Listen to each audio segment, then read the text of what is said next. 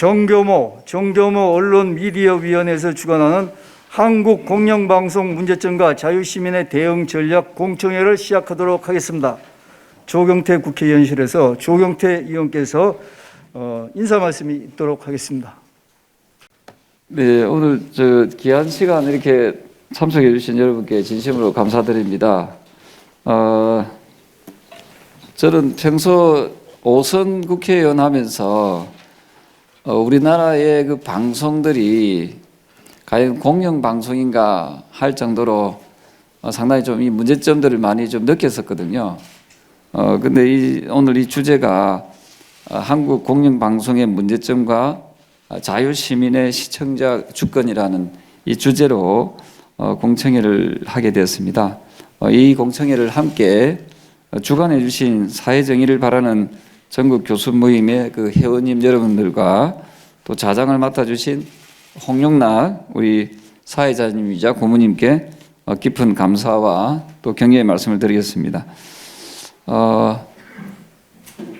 지난 그 문재인 정부 때도 보면은 이 참 공영방송인가 할 정도로 이 방송들의 KBS 뭐 이런 여러 또 기타 방송들의 좀 편파적인 그런 느낌들을 많이 국민들께서 받지 않았나 이렇게 보고 있고요.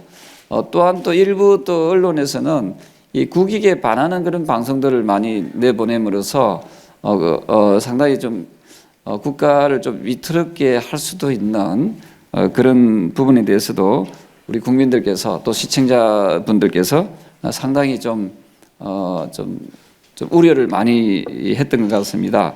그런 의미에서 우리 공영방송의 진정한 의미로서 이거 공정성을 회복함으로써 우리 자유 시민들이 좀 덜 불안하게 살아갈 수 있는 그런 환경을 조성해야겠다는 그런 의미에서 오늘 공청회는 오늘 토론회는 정책 토론회는 매우 뜻깊은 그런 정책 토론회가 될 것이다 이렇게 보고 있습니다.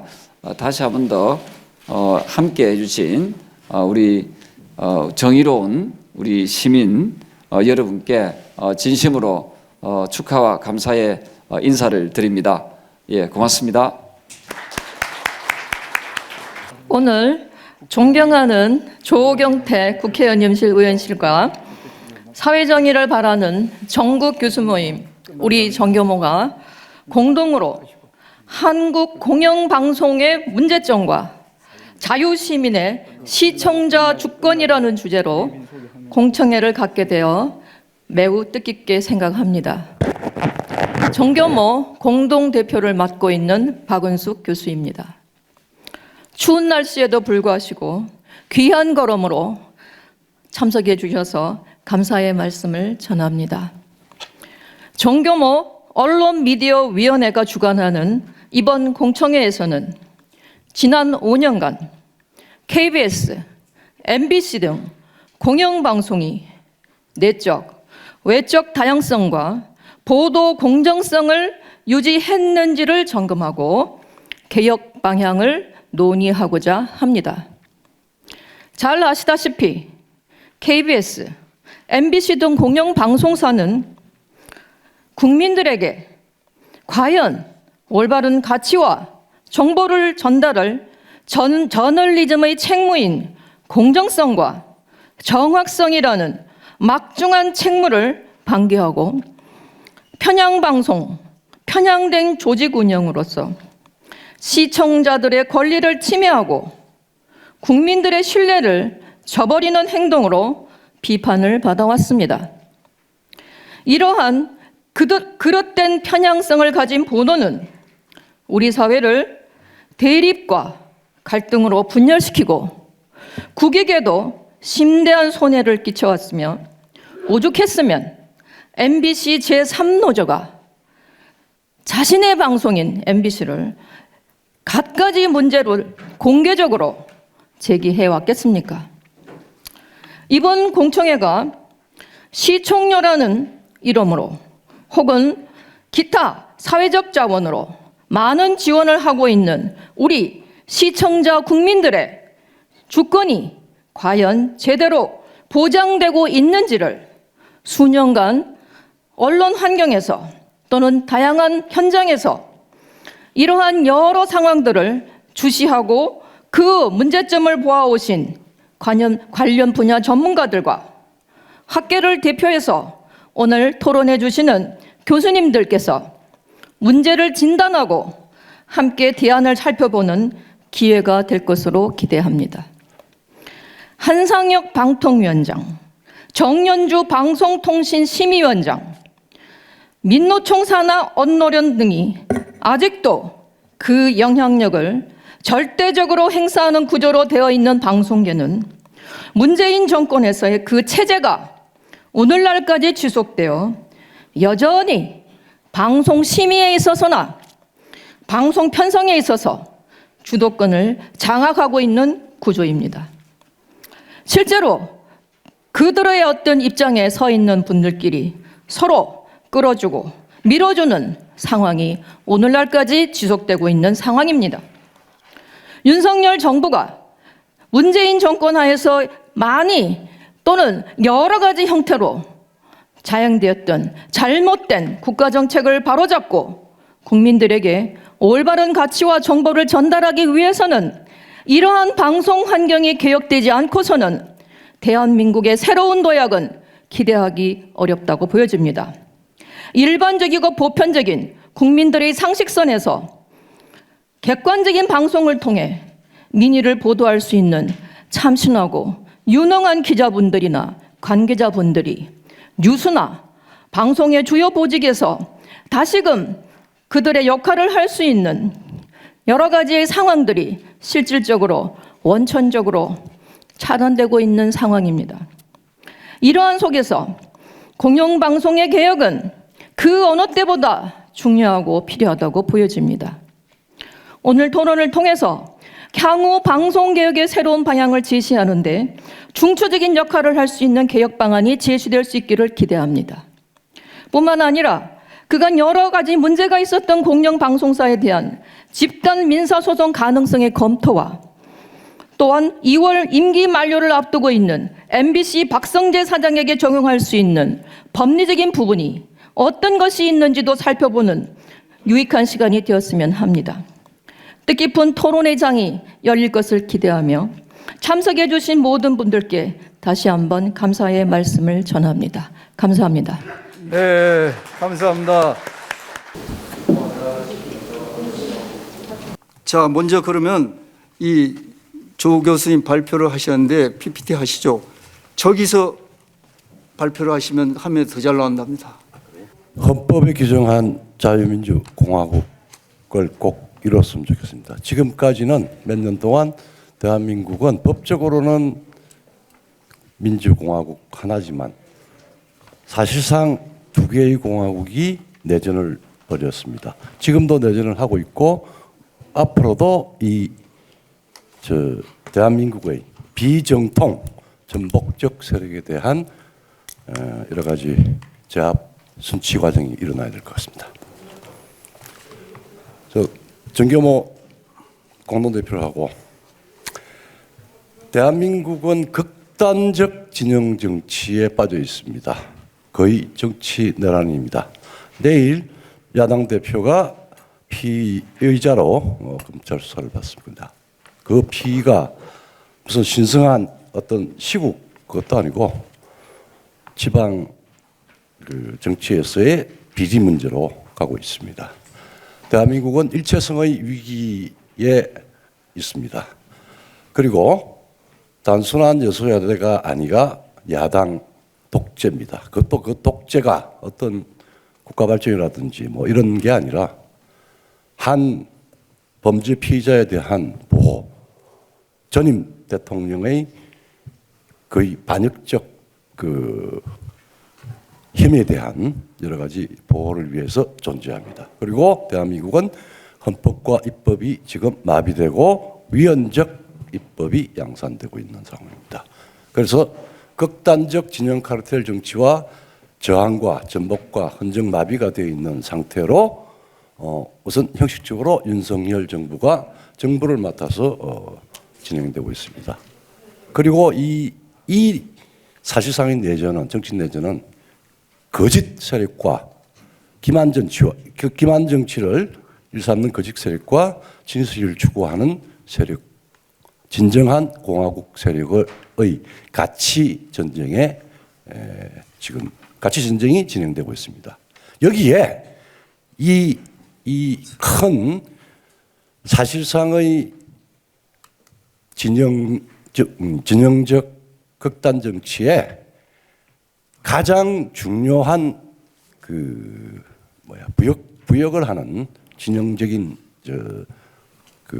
세력이 사실은 방송 언론 그겁니다. 오늘 공영방송인가 아니면 이익 세력인 민원연이다 뭐다 하는 노영방송인가 하는 의문, 그리고 이런 타락된 주권자 국민의 세금 자원을 받아서 잠시 국가를 의탁한 제한 정부 그것과 같이 서로 건전한 비판을 하고 대의자들이 긴장해서 민주공화정을 이끌어 가야 할 제4부인 언론 미디어 영역이 집권자 주권을 아주 무참히 짓밟고 오로지 거짓과 공작과 또 진영의 이익 그리고 조직의 이익을 위해서 헌법과 법률을 무시하는 그리고 시청자의 주권을 무시하는 그런 것 때문에 오늘 이 자리가 생겼습니다. 제가 자유민주주의 국가에서 언론을 이야기하는데 제가 두 가지 아주 본질적인 이야기를 드리겠습니다. 20세기 최고의 철학자인 폴 리케르가 이런 이야기했습니다. 민주주의에서의 가장 중요한 민주주의가 살아 움직이고 발전하기 위한 두 개의 허파가 있는데 하나는 정의의 독립입니다. 하나는 여론의 독립입니다. 이 두 가지 허파가 손상을 받으면 민주주의는 고사하게 되고 바로 그 자리에는 전체주의적 악마가 자리를 잡게 된다.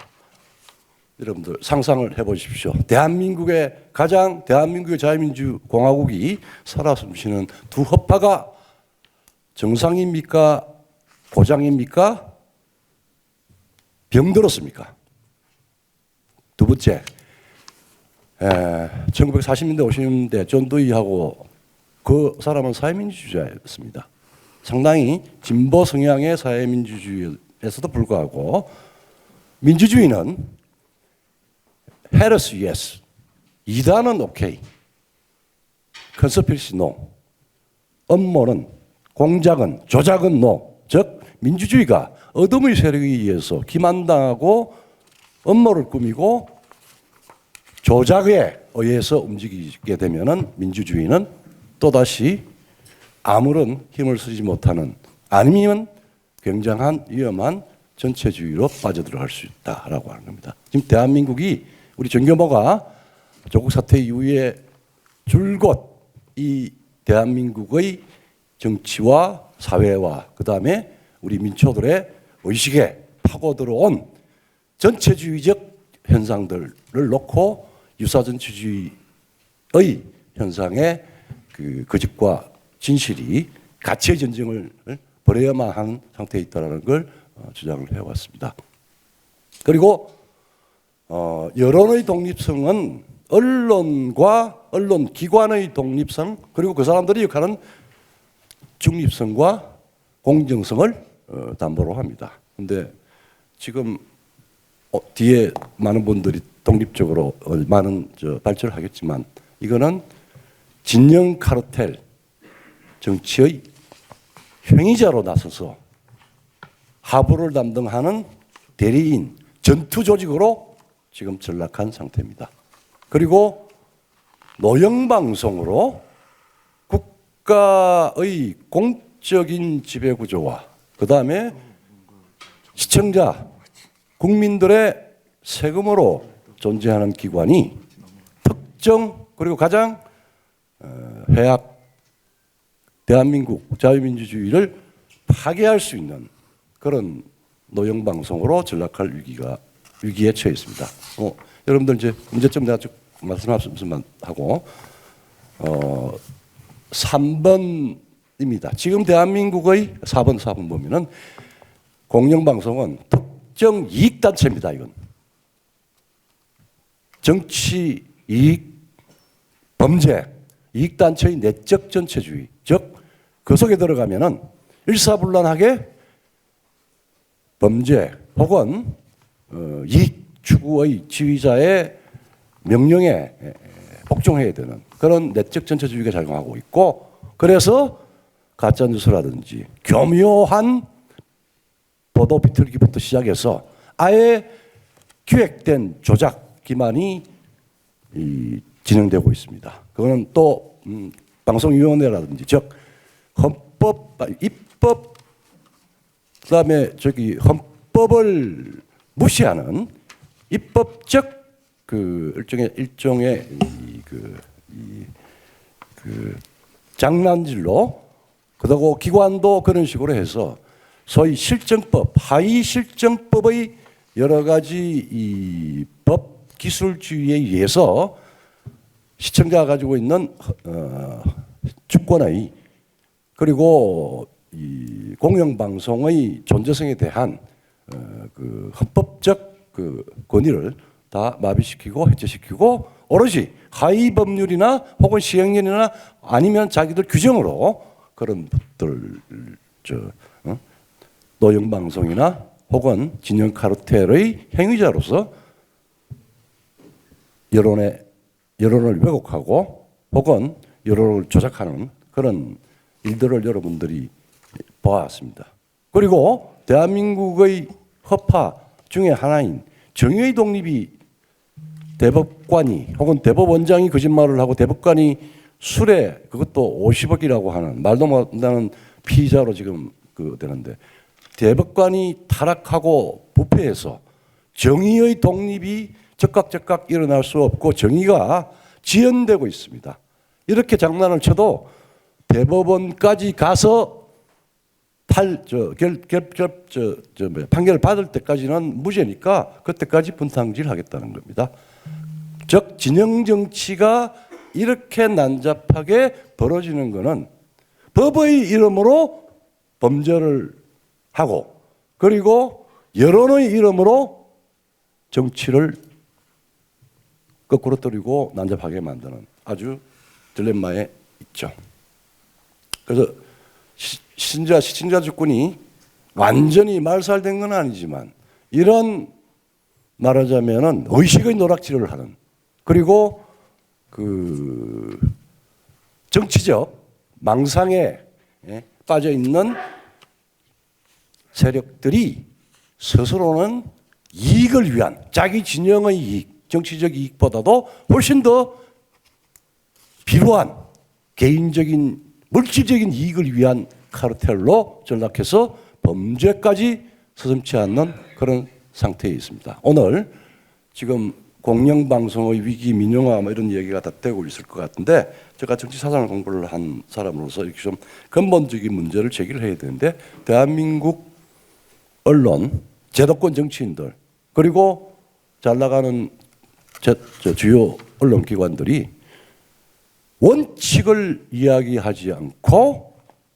곁가지들만 가지고 와글와글하고 가장 비문명적이고 부끄러운 여러 가지 항목으로 도배질을 해서 인간의 의식을 다 해치고 오염시키고 하는 역할을 하고 있습니다.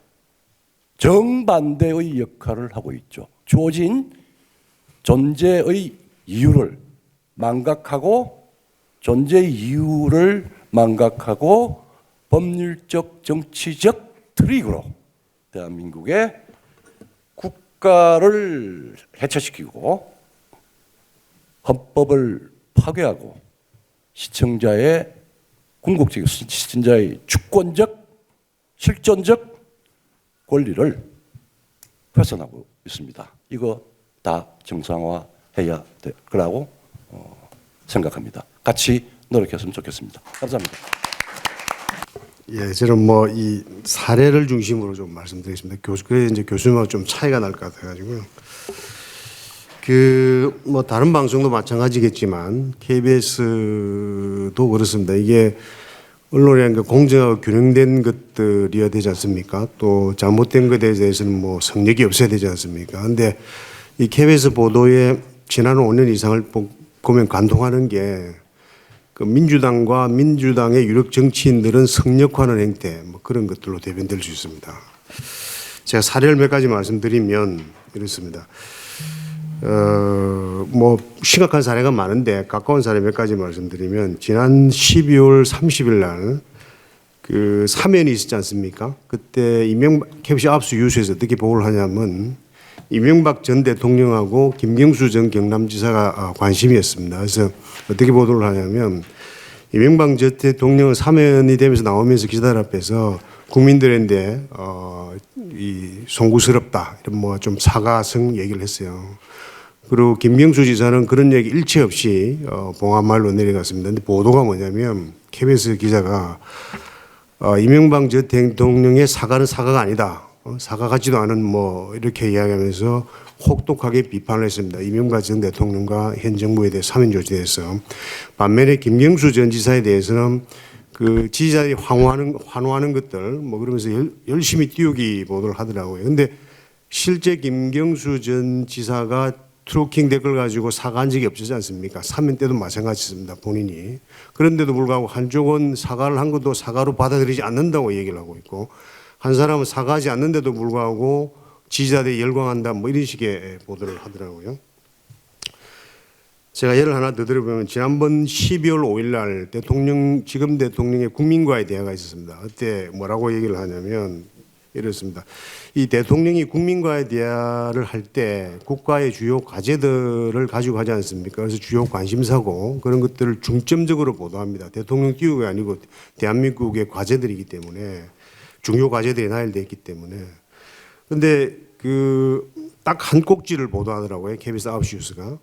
그러면서 뭐 노동, 교육, 연금에 대해서 정부가 이야기했던 계획에 대해서 한 꼭지를 보도하는데 그것도 그냥 보도하는 게 아니고 야당, 민주당이 소위 말해서 자아자찬하고 앉아있다. 뭐 이런 식의 비판적 내용을 끼워서 소위 말해서 정부 정책을 국민들이 설명하는 것을 희석화시키는 그런 식의 한 꼭지만 딱 보도를 하더라고요. 근데 사실 문재인 대통령 때 국민과의 대화, 그 전에 김대중 대통령도 마찬가지고 과거에도 마찬가지입니다만 대통령이 국민과 대화할 때 문재인 대통령 때는 아이템을 3개를 잡아가지고 집중 보도를 하셨어요. 그 당시에는 뭐냐면 이 한일 군사 정보 공유 협정 지소미아 있지 않습니까? 이게 그 당시 문재인 정부가 파기안됐는데 그렇다더라도 일본과의 안보 협력은 계속할 거다. 문제가 없을 거다. 이게 한 꼭지였고 부동산은 반드시 잡겠다. 정부 이 비판적 내용도 없습니다. 반드시 잡겠다는 정부 의지에 대해서 설명을 했고 그다음에 공수처가 반드시 필요하다. 이런 식의 보도를 세 가지를 긍정적인 내용 위주로 선명하게 차이를 뒀었어요. 그런가 하면 지난 12월 25일이죠. 이것도 노란봉투법 관련해 가지고 보도를 하는데 이게 사실은 노동계와 경영자가 첨예하게 대립하는 사안이지 않습니까? 이 부분을 노동자 쪽만 불러서 KBS 8시, 9시 뉴스에 황금 시간대 무려 8분을 배정해 가지고 일방적으로 보도를 했었습니다. 뭐 이런 것들이 사실 일상화된 구조인데 저희가 공정언론 국민연대에서 지난번 대선 때 한 100일간의 편파 방송을 한번 확인해 봤더만 제가 백서를 만들었습니다만은 무려 1,300여 건이 적발됐었어요. 그럼 뭐 거의 매일 아침부터 낮에 밤 뉴스까지 그냥 편파 방송을 도배질한다고 봐야 됩니다. 그 숫자는 100일간에 1,300건은요. 지방선거 때는 4주 동안에 한 200여 건들이 지적이 됐었고 이런 것들이 주구장창 지난 5년 그리고 정권이 바뀌고 나서도 계속되고 있다고 보시면 됩니다. 아까 제가 몇 가지 예를 들었습니다만은 이 편파 방송하는 행태들, 수법들 뭐 이렇게 좀 제가 말이 좀 그렇습니다만은 행태들 보면 이렇습니다. 이게 진행자가 여러분 잘 아시겠지만 KBS를 비롯한 5개 공영 방송사의 진행자들이 모두 편파적인 사람들이에요. 특정 이념 지향적인 분들이 앉아가지고 우선 출연자들도 편파적으로 해요. 한쪽 이념을 지지하는 사람들을 불러 앉힌다든지 또 그다음에 또 뭐냐면 출연자를 양쪽을 불러 앉히는데 뭐냐면 한쪽은 아주 특정 정치 세력 지향점이 굉장히 강한 분이면 반대쪽은 뭐냐면 소위 말해서 보수 쪽을 지지한다 그러지만 이분의 정체성이 좀 애매한 분이에요. 보면 명함만 타이틀만 좀 그걸 살 뿐인지. 그래서 실제적으로 들어보고 나면 다 특정당 지지하는 내용으로 가고 있는 그런 식의 주로 행태들입니다. 그리고 또 내용을 보면 내용이라든지 또 실제 분량의 불균형이라든지 그다음에 아이템 선정의 편파적이라든지 뭐 이런 것들이 있지 않습니까? 그리고 특정당의 불리한 내용은 누락하는 거예요. 반대로 보수 정부나 보수 정치 집단에 대해서 비판하는 내용을 키우거나 확대하는 내용입니다. 예를 하나 제가 최근 예를 하나 들어보면 이렇습니다. 19일 날 12월 19일 날 KBS 9시 뉴스에 뭘 보도하려고 그러면 여러분 잘 아시겠지만 이태원 참사 이후에 닥터카 긴급 재난 의료카 있지 않습니까? 재난카 있지 않습니까? 의료지원카 있지 않습니까? 이때 민주당의 신현영 의원이 그 차가 바로 현장으로 가서 사실은 그 피해 입은 분들을 구제해야 되지 않습니까? 그런데 자기 집으로 부른 거예요. 자기 집 앞으로. 그래서 남편하고 같이 타고 간 데서 무려 50분간을 시간을 그 명지대 의료지원카가 현장에 빨리 도착해야 됨에도 불구하고 다른 모든 병원보다 가장 늦게 갔어요. 그 원인이 이 의원 태워 간다고 간 거지 않습니까?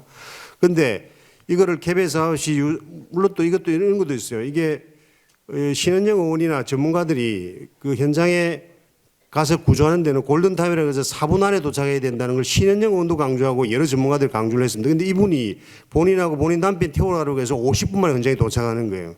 근데 이 보도를 KBS가 어떻게 보도를 하냐 그러면 여야 공방으로 해가 논란으로 끝냅니다. 한국지로.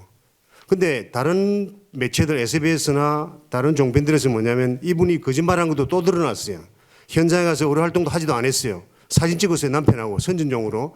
그래서 이 거짓말한 내용들이 막 쏟아져 나오니까 대담 프로 또는 기획 프로 등등해서 이 건에서 굉장히 심각하게 얘기를 했습니다. 그런데 KBS 9시 뉴스는 양쪽이 곧 논란이라는 거예요. 민주당과 국민의힘이. 그러고 나서는 그 뒤에 후속 그 거짓말 건들이 계속 발견되고 있음에도 불구하고 KBS는 그 한 번 보도하고 나서 이후 후속 보도가 전혀 없습니다. 뭐 이런 행태죠. 그래서 뭐냐면 이게 아까 말씀드렸는데 특정당에 불리한 것들은 아예 보도를 안 하거나 축소하거나 또는 해명식으로 대답하는 거예요. 반대는 보수당이라든지 본인이 지지하지 않았던 정치당에 대해서는 또는 정치에 대해서는 키우는 거죠. 대표적인 게가 지난 대통령 선거하고 지금 이후까지 이재명 민주당 대표에 대한 보도 행태를 보면 너무너무 적나라합니다. 이분 그렇잖아요. 대장동으로서 온통 비리들이 덮어선 분 아닙니까? 성남 FC부터 해서 형수 욕설부터 해가지고 여배하고 불륜설부터 그렇지 않습니까? 이분들 아이템들 보시면요. KBS에 들어가서 기획 프로 뉴스 한번 봐보세요. 어떻게 돼 있는지. 다 없거나 축소돼 있거나 해명하는 내용입니다.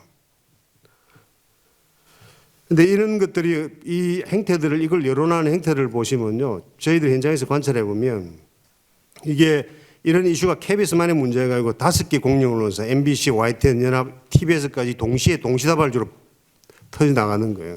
그리고 이제 대한민국 여론을 장악하는 거죠. 오프라인에 보면 또 뭐 오마이뉴스니 또 뭐 저 경향이라든지 특정 성향에 치우치던 매체들이 장악하지 않습니까? 인터넷부터 해가지고 이런 것들이 대한민국 전체를 듣고 있는 거예요, 사실은. 그나마 보수 쪽의 시각을 좀 대변한다는 것들은 조선하고 동아 정도인데 그나마 눈치 본다고 제대로 이야기 못하는 구조지 않습니까? 근데 이 중에서 이렇게 5개 매체가 동시에 하는 방법이 있고 또 이 잘 듣다 보면 어떤 수법들이 있냐 그러면 이게 한쪽 매체만 편파적으로 하는 것들이 부담스러우니까 중대 이슈를 터뜨릴 때는 수법을 좀 달래요. 뭐냐면 메이저 매체에서 먼저 이슈를 편파적으로 왜곡을 띄우거나 혹은 마이너 매체가 먼저 띄워서 메이저가 받는 방식입니다. 예를 들면 메이저 매체가 시작해서 마이너로 띄워서 전체 퍼뜨린 방식이 뭐냐면 대표적인 게 지난 9월 20일 날 대통령 뉴욕 발언을 조작했던 내용들이 MBC가 터뜨린 거 KBS가 막고 키워서 이게 원체 크다 보니까 다른 보수 매체들 그런 줄 갔었어요.